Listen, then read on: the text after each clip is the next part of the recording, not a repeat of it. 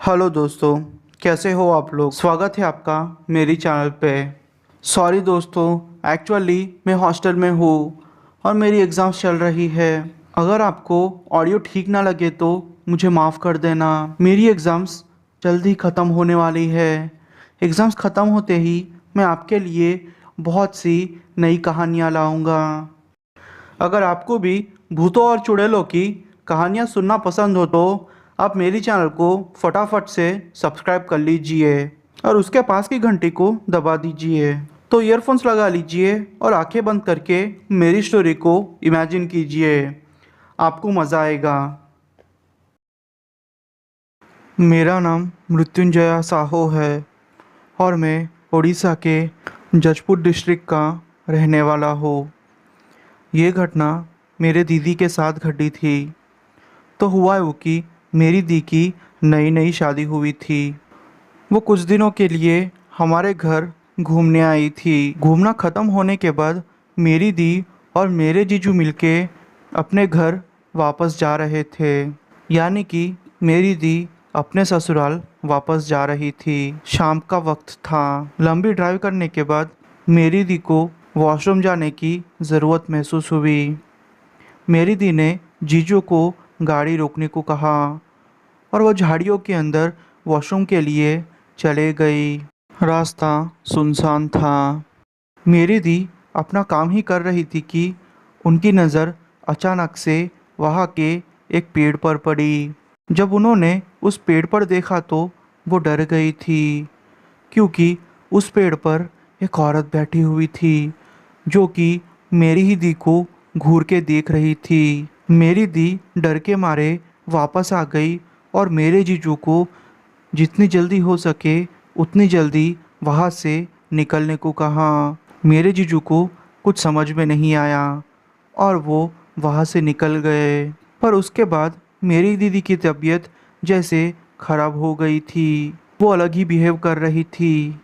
मेरी दी जब भी अकेली होती तो वो अपने आप से बात करती और अपने आप ही हंसने लगती। पता नहीं वो ऊटपटांग हरकतें कर रही थी। जब भी मेरे जीजू उनके पास जाते तो मेरी दीदी ज़ोर से बोलती कि तू कौन है, मेरे पास मत आ, मेरे पास आएगा तो मैं तुझे मार दूंगी। वो उनको थप्पड़ भी मारती। सब लोग अब जान चुके थे कि मेरी दीदी के अंदर कोई आत्मा आ गई है। फिर सबने डिसाइड किया कि हम लोग एक तांत्रिक बाबा को बुलाएंगे। एक दिन जब तांत्रिक बाबा हमारे घर आ गए तो उन्होंने अंदर आते ही पहचान लिया कि मेरी दी के अंदर किसी आत्मा का वास है। फिर उस बाबा ने मन ही मन कुछ मंत्र पढ़े और ज़ोर से मेरी दी को पूछा कि तू कौन है और इसके अंदर क्यों आई है, इसके पीछे क्यों पड़ी है। तो उस औरत ने बोला कि इस लड़की की नई नई शादी हुई थी। उस शाम को मेरी ही जगह पे आके वॉशरूम कर रही थी और इसके बाल भी खुले थे, तो मैं इसके पीछे पड़ गई। मैं इसे नहीं छोड़ूंगी। फिर बाबा ने कुछ झाड़ फूँक किया। झाड़ फूँक करते ही मेरी दी की हालत एकदम से ठीक हो गई। आज मेरी दी की हालत एकदम नॉर्मल है और सब कुछ ठीक है। ये घटना भले ही आपको डरावनी ना लगे, पर जब भी मैं इस घटना के बारे में सोचता हूँ तो मुझे डर लग जाता है। ये घटना तब की है जब मैं हॉस्टल में रहता था। मेरा हॉस्टल झारखंड में था। रात का समय था, तकरीबन 3 बजे थे। कुछ लोग पढ़ाई कर रहे थे तो कुछ लोग सो रहे थे और कुछ लोग ऐसे ही फ़ोन में टाइम पास कर रहे थे। अचानक से मुझे मेरे रूम के बाहर भगदड़ जैसा कुछ महसूस होने लगा। जब मैं बाहर निकला तो मुझे अजीब सी ही स्मेल आ रही थी। मैंने देखा कि मेरे ही सीनियर्स किसी चीज़ के पीछे भागते हुए जा रहे हैं। मैंने फिर मेरा दोस्त जो कि दूसरे रूम में रहता है उसके पास गया और पूछा, तो उसने कहा कि हॉस्टल में एक कुत्ता घुस आया है और ये लोग उसे ही भगा रहे हैं। जब मैंने ये बात सुनी तो मुझे भरोसा ही नहीं हुआ, क्योंकि हॉस्टल में कुत्ते का आना मुमकिन ही नहीं था। मैं आपको इस चीज़ के बारे में क्लियर कर दूं कि हमारी हॉस्टल का गेट बंद रहता है, और कुत्ता तो क्या, अगर कोई छोटा भी बच्चा हो वो भी नहीं आ सकता। और हाँ दोस्तों, एक बात है, जब मैं अपने रूम से बाहर निकला तो मुझे चारों तरफ किसी सड़े मांस की बदबू आ रही थी। मेरे भी दोस्त ने माना था कि उसे भी वही बदबू आ रही है। थोड़ी ही देर में हमारे सीनियर्स वापस आ गए, और जब हम लोगों ने उनसे बात की तो हम उनकी बात सुन के शॉक्ड हो गए थे, क्योंकि उन्होंने बात ही कुछ ऐसी की थी। उन्होंने कहा कि उनके रूम का दरवाज़ा खुला था, और खुले दरवाजे से उन्होंने जब बाहर देखा तो उन्हें एक कुत्ता दिखाई दिया, जो कि एक तरफ से सड़ा हुआ था। उसका मुंह एकदम से सड़ा हुआ था।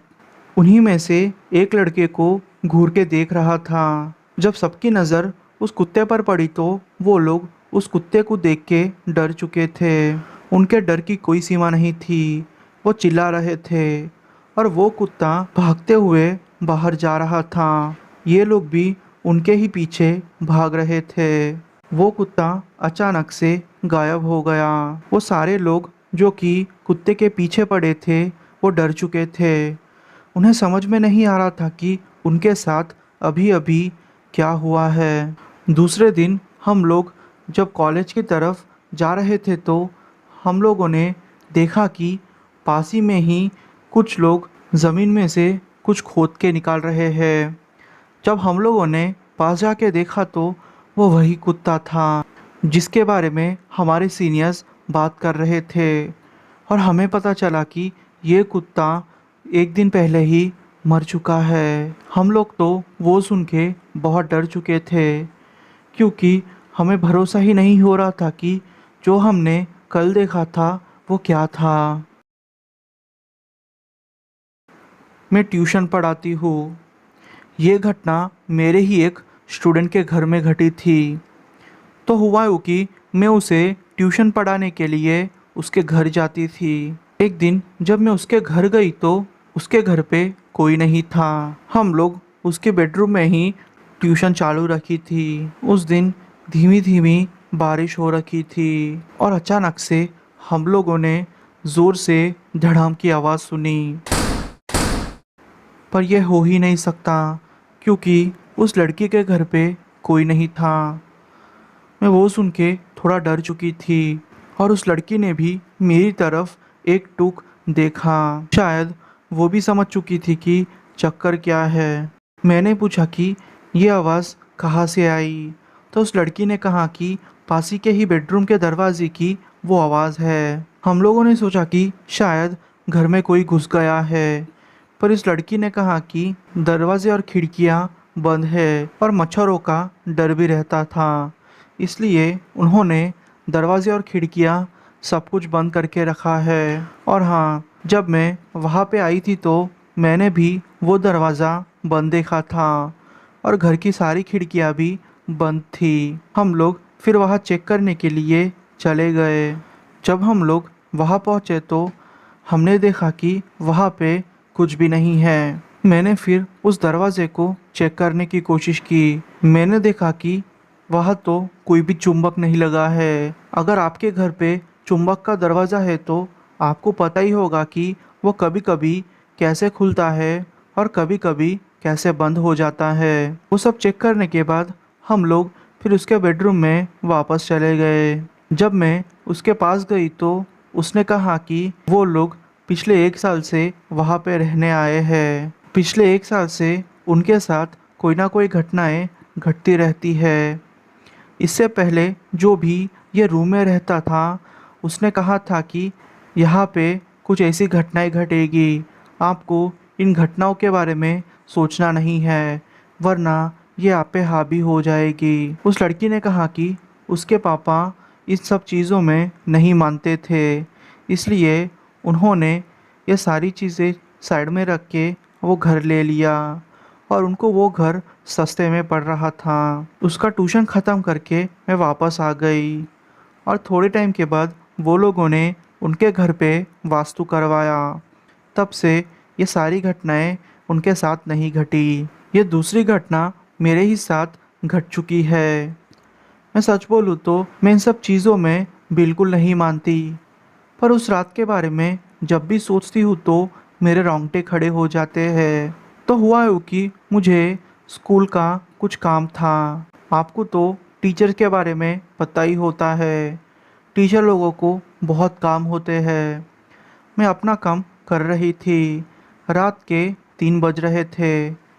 मैं ऐसी हूँ कि सारी रात काम करती हो और दूसरे दिन सुबह में ही जल्दी जल्दी स्कूल चले जाती हूँ और मुझे आलस जैसा कुछ भी महसूस नहीं होता। और हाँ दोस्तों, वो दिन गर्मियों के दिन थे। मैं अपना काम कर ही रही थी कि अचानक से मेरे खिड़की के सामने जो भी स्ट्रीट लाइट लगी हुई है वो अचानक से बंद हो गई और थोड़ी देर के लिए बाहर अंधेरा छा गया। और जैसे ही बाहर अंधेरा छा गया, मुझे 4-5 लोगों के आपस में बात करने की आवाज़ सुनाई दी। वो क्या बात कर रहे थे मुझे कुछ भी समझ में नहीं आ रहा था। वो भाषा चाहे कुछ भी हो, पर थोड़ी थोड़ी तो समझ में आती है। पर ये भाषा कुछ ऐसी थी कि मुझे समझ में नहीं आ रही थी। और अचानक से मेरा रूम ठंडा पड़ने लगा। सच बोलूँ तो ये चीज़ मानने में आपके लिए थोड़ी मुश्किल होगी, पर ये सच में था। मैंने सोचा कि यह मेरा भ्रम है, इसलिए मैं दूसरे रूम में गई और वहाँ का तापमान देखा तो वहाँ का तापमान एकदम से नॉर्मल था। बस मेरे कमरे में ही वातावरण ठंडा हो चुका था।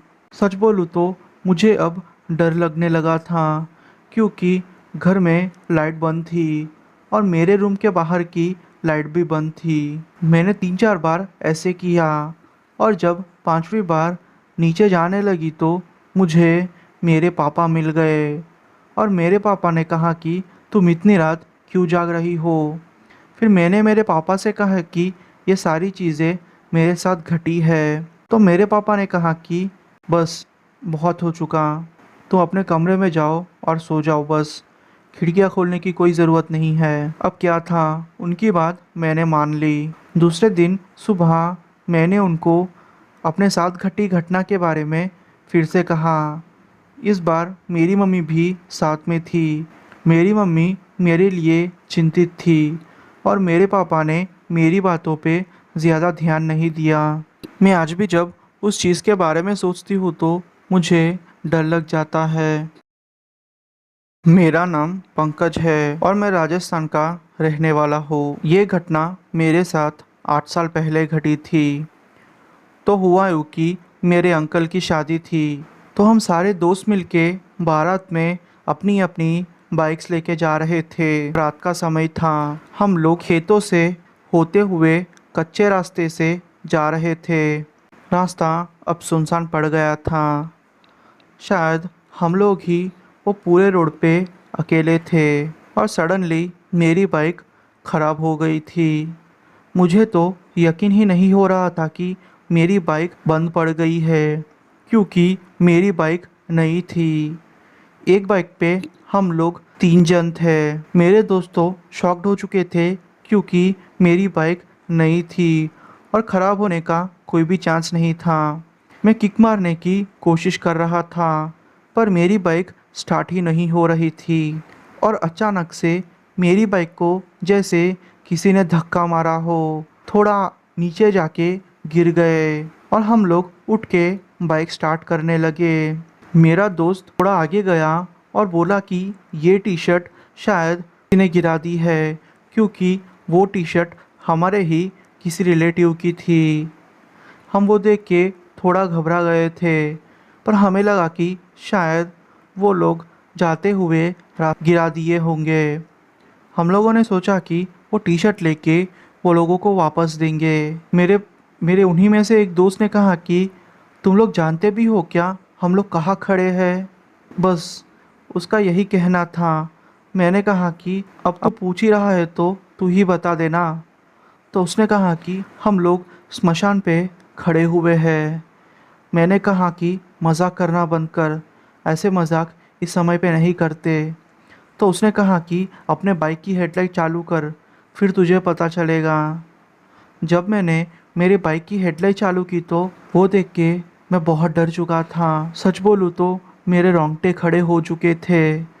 वो सच में श्मशान था और हम लोग किसी जली हुई राख के बीच खड़े हुए थे। और अचानक से हमें ऐसा महसूस होने लगा कि हमारे आसपास कोई है।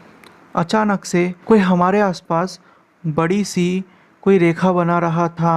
वो देख के मैं डर चुका था। मेरा ही एक दोस्त इन सारी चीज़ों के बारे में अच्छा समझता था। उसने कहा कि जो वाइन की बोतल तुम अंकल के लिए लेके जा रहे हो वो मुझे अभी दे दो।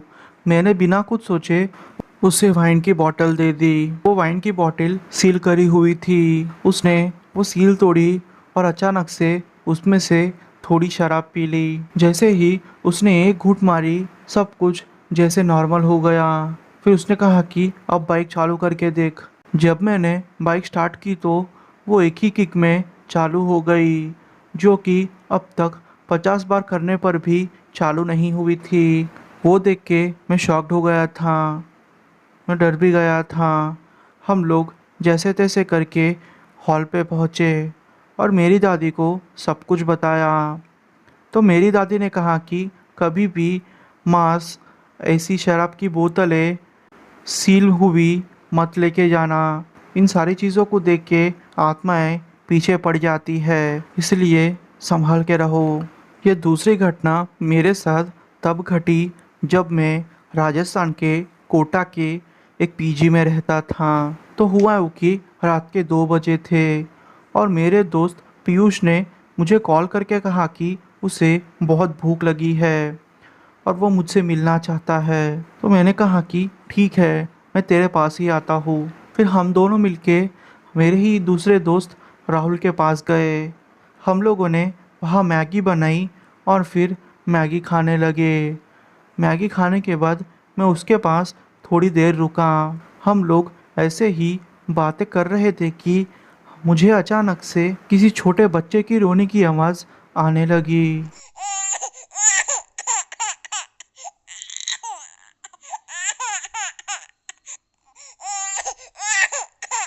मैंने सोचा कि अगर मैं इन चीज़ के बारे में ये लोगों को बताऊंगा तो ये लोग डर जाएंगे। पर पीयूष ने कहा कि उसे कोई बच्चे की रोने की आवाज़ सुनाई दे रही है। मैंने कहा कि चिंता मत करो। मेरे मेरे फ़ोन में 3% की चार्ज थी। मैंने कहा कि अब मुझे जाना होगा क्योंकि मुझे सुबह जल्दी उठना है। तो वो लोग भी मान गए। मैं मेरी रूम में वापस आ गया। जब मैं मेरी रूम में वापस आया तो मेरे फ़ोन की बैटरी अब 2% हो चुकी थी। मैं फिर सोने लगा। तकरीबन 10 मिनट के बाद मुझे ऐसे लगा कि मुझे किसी ने धक्का मारा हो और मेरे बेड को हिलाया हो। मैंने सोचा कि यह पक्का नींद की वजह से ही हो रहा है, इसलिए मैंने इस चीज़ पे ज़्यादा ध्यान नहीं दिया। फिर सोने लगा। थोड़ी देर के बाद मुझे फिर से मेरे साथ फिर से वही चीज़ हुई। अब का धक्का थोड़ा ज़ोर का था। मैं अब डर चुका था, इसलिए मैंने मेरे दोस्त पीयूष को फ़ोन किया और कहा कि भाई तू जल्दी आ जा। वो थोड़ी ही देर में मेरे रूम में आ गया और मैंने ये सारी चीज़ें उसके साथ शेयर की। तो उसने कहा कि तू चिंता मत कर भाई, मैं अब आ गया हूँ ना, मैं सारी रात तेरे पास यही रुकूंगा। मैंने कहा कि मैं एक पल भी इस रूम में नहीं रह सकता। फिर उसने कहा कि चल ठीक है, कोई बात नहीं। मैं फिर सारी रात पीयूष के रूम में सोया। दूसरी सुबह उसने मुझे मेरा फ़ोन दिया और कहा कि तेरा फ़ोन बंद हो चुका था और उसमें चार्ज भी नहीं थी, अब चार्ज लगा दिया है तो तेरा फ़ोन ऑन कर ले। उसने कहा कि एक बात शेयर करना चाहता हूँ।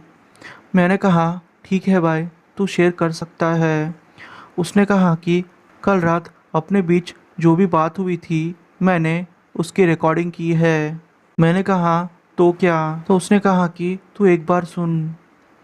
मैंने जब वो रिकॉर्डिंग सुनी तो मैं पागल हो गया था। वो रिकॉर्डिंग बहुत ही भयानक थी। हम दोनों की बातों के सिवाय वहाँ एक बच्चे की रोने की आवाज़ सुनाई दे रही थी और किसी लड़की के पायल की आवाज़।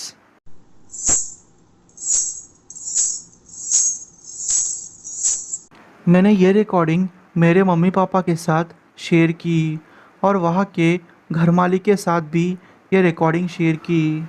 तो उसने फिर हमें पहले की एक स्टोरी सुनाई और वो सुन के हम लोग डर चुके थे। मेरे मम्मी पापा ने मुझसे कहा कि वो रूम में खाली कर दूँ। मैंने फिर वो रूम चेंज कर दी और दूसरे रूम में जाके रहने लगा। तो उस घर मालिक ने हमें वो स्टोरी कही कि यहाँ पे एक लड़की तुम्हारे पहले आ चुकी है। उस लड़की ने टेंशन के कारण सुसाइड किया है। तुम लोगों को अगर मैं ये स्टोरी बताता तो तुम लोग खामोखा डर जाते। इसलिए मैंने तुम लोगों से ये स्टोरी नहीं शेयर की। वो लड़की का नाम सुनते ही हम लोग डर गए थे। हम लोग वह एक पल भी नहीं रहना चाहते थे। इसलिए हम लोग शिफ्ट हो गए।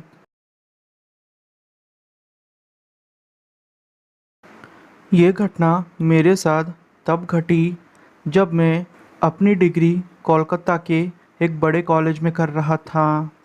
मेरी कॉलेज बहुत बड़ी थी। मेरे कॉलेज में वकेशंस चालू हो गए थे तो ज़्यादातर लोग हॉस्टल में नहीं रहा करते थे। मैं खुद ही दूसरे दिन अपने घर जाने वाला था। मेरे हॉस्टल में कोई भी नहीं था, इसलिए वहाँ के पीएचडी पढ़ने वाले एक भाई के पास चला गया। वो जैसे मेरे बड़े भाई थे। उनसे बातें करना मुझे अच्छा लगता था क्योंकि वो इंग्लिश में वो फ़िलॉसफ़ी कर रहे थे और उनकी पकड़ भी बहुत अच्छी थी। उनसे 3-4 घंटे बातें करने के बाद मैंने कहा कि ठीक है भैया, मैं अब अपने हॉस्टल में जाता हूँ। मैं आपको एक बात बता दूँ, उनकी हॉस्टल से मेरी हॉस्टल के बीच का रास्ता 2 किलोमीटर का है और वो 2 किलोमीटर पूरा जंगलों से भरा हुआ है। उन भैया ने कहा कि तुम एक काम करो, इससे अच्छा है तुम सुबह ही चले जाना, अभी यही रह जाओ। मैंने सुना है कि यह चीज़ें ठीक नहीं रहती, इसलिए तुम चले जाना सुबह। मैंने कहा कि ठीक नहीं का मतलब क्या है? उन्होंने कुछ भी नहीं कहा, सिर्फ इतना कहा कि सुबह चले जाना। मैंने फिर ज़्यादा ध्यान नहीं दिया और उनसे कहा कि चलो ठीक है, कल मिलते हैं। यह कह के मैं अपने हॉस्टल की तरफ जाने लगा। वो पूरा रास्ता एकदम सुनसान था। ना कोई जीव जंतु की आवाज़, ना तो कोई जानवर की आवाज़। वो बस सुनसान इलाका लग रहा था। मैं आगे बढ़ते ही जा रहा था। मुझे ना तो कोई डर लग रहा था, ना तो ऐसा महसूस हो रहा था कि कुछ होने वाला हो। बस लाइट थोड़ी धीमी थी। मैं जैसे तैसे करके मैं फिर अपने हॉस्टल के गेट के पास पहुंचा। वहाँ के सिक्योरिटी गार्ड ने मुझे देखा और जैसे वो डर गया और उसने कहा कि तुम्हारे पीछे 8 से 9 कुत्ते खड़े हुए हैं। मैंने जब पीछे मुड़ के देखा तो वो सच कह रहे थे।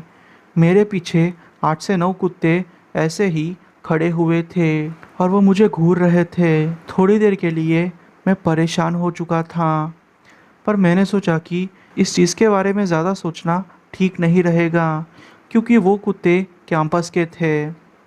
मैं फिर अपने रूम में चला गया। मेरा रूम का नंबर 9 है और वो 3rd फ्लोर पे है।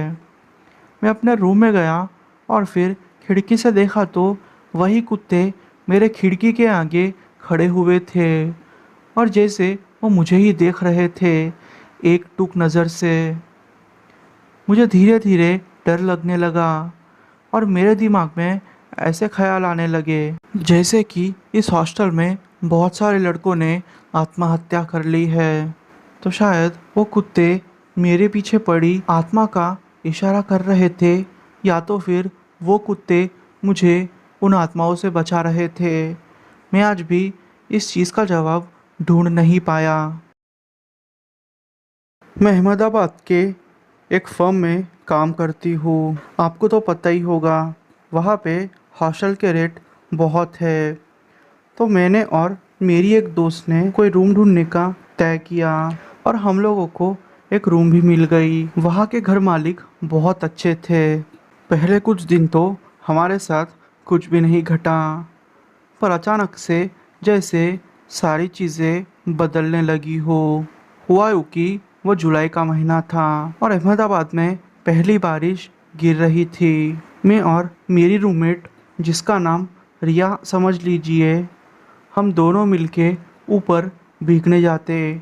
कभी कभी तो हम लोग घंटों लगा देते। तो हुआ यूँ कि एक दिन मेरी वो दोस्त अपने बॉयफ्रेंड के साथ बातें कर रही थी। मैंने सोचा कि मैं वहाँ खड़े रह के भी क्या करूँगी, इसलिए मैं नीचे अपने रूम में आ गई।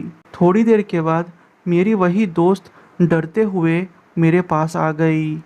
मैं लैपटॉप में मूवीज़ देख रही थी। उसे डरता देख मैंने उसे पूछा, क्या हुआ, तुम क्यों डर रही हो? तो उसने मुझे कहा कि वो अपने बॉयफ्रेंड से बातें कर रही थी और अचानक से नेटवर्क चला गया।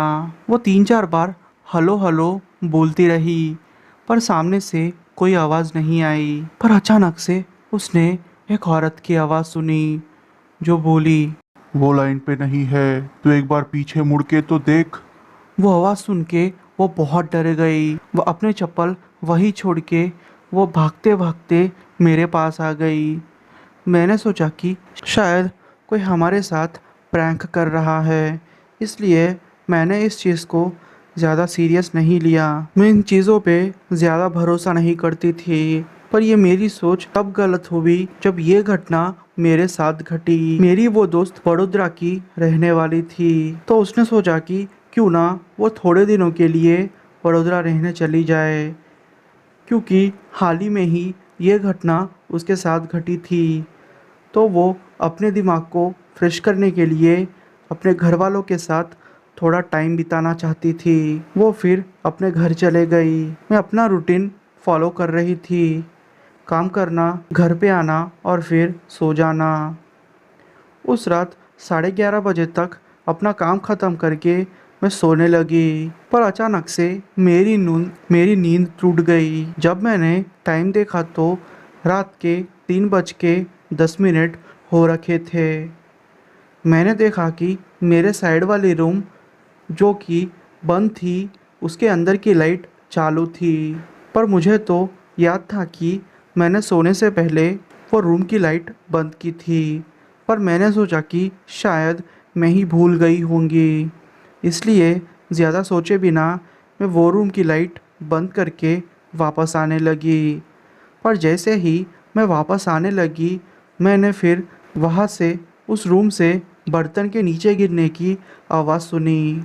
वो सुन के मैं डर चुकी थी। आप ही सोचिए, आधी रात में वो भी बिना कुछ करे, बिना किसी के हुए या फिर बिना कुछ करे अपने आप बर्तन गिरता है तो आपको कितना डर लग जाएगा, और वो भी आप अकेले हो। मैं थोड़ा घबरा गई थी। फिर मैंने वहाँ जाके देखा तो मुझे कोई भी नहीं दिखा। अपने रूम की तरफ बढ़ रही थी। मैंने सोचा कि क्यों ना एक बार पीछे मुड़ के देख लेती हूँ। जैसे ही मैं पीछे मुड़ी, मैंने वहाँ एक औरत का साया देखा। वो साया बहुत डरावना था। वो साया अब धीरे धीरे मेरी ही तरफ बढ़ रहा था। मैं वहाँ से भागना चाहती थी, पर पता नहीं क्यों मैं हिल ही नहीं पा रही थी। अब मैं बहुत डर चुकी थी, पर जैसे तैसे करके मैं वहाँ से भागी और अपने घर मालिक का दरवाज़ा खटखटाने लगी। उन लोगों ने दरवाज़ा खोल दिया। उन लोगों को मैंने मेरी सारी सिचुएशन एक्सप्लेन की और कहा कि मैं अब वहाँ नहीं सोऊंगी। घर मालिक ने कहा कि ठीक है, तुम आज रात यहीं सो जाना। थोड़े दिनों के बाद मेरी वही दोस्त वापस आ गई। मैंने फिर मेरे साथ जो भी घटा उसके साथ शेयर किया। फिर हम लोगों ने आस पड़ोस से सुना था कि उस घर मालिक की बेटी ने वहाँ की रूम में आत्महत्या की थी, क्योंकि वो अपने पति से कुछ परेशान थी। तब से वो ऊपर वाला फ्लैट खाली है और वहाँ पे कोई भी रहने को नहीं जाता, क्योंकि लोगों का मानना था कि वो घर भूतिया है। हम लोग फिर दूसरी जगह शिफ्ट हो गए। दूसरी जगह शिफ्ट होते होते 15 दिन लग गए थे, और उन 15 दिनों में हमें ऐसी चीज़ें बहुत महसूस होती। अब सब कुछ एकदम ठीक है।